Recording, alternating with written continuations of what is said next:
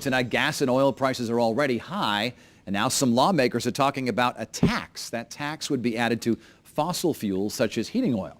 Our chief Capitol reporter Susan Raff is live at the Legislative Office building, where few seem to be on board with this. Susan? Dennis, it seems Republicans and Democrats seem to have some concerns about this legislation. On its face, it would be a tax on fossil fuels.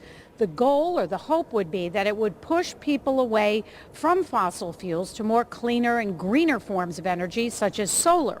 But not everyone can afford to make the switch. This was a pretty cold winter, and heating bills were expensive.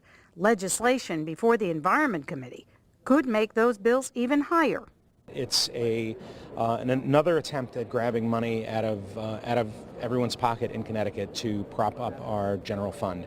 Republican Senator Eric Berthel is skeptical. If a tax were to be used to help pay or even push people away from fossil fuels, that would be one thing. But he feels a tax would do nothing more than hurt consumers.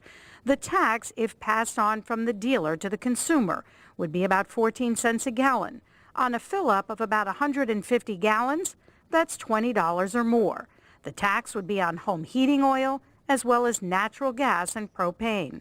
Representative Ed Vargas, a Democrat from Hartford, says he's heard from many constituents telling him to vote no.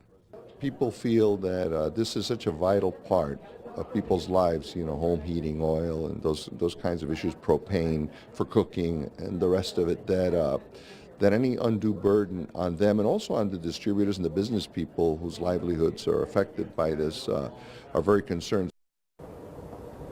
Both of these lawmakers feel that having a tax on sugary drinks like soda is one thing, but home heating oil is another.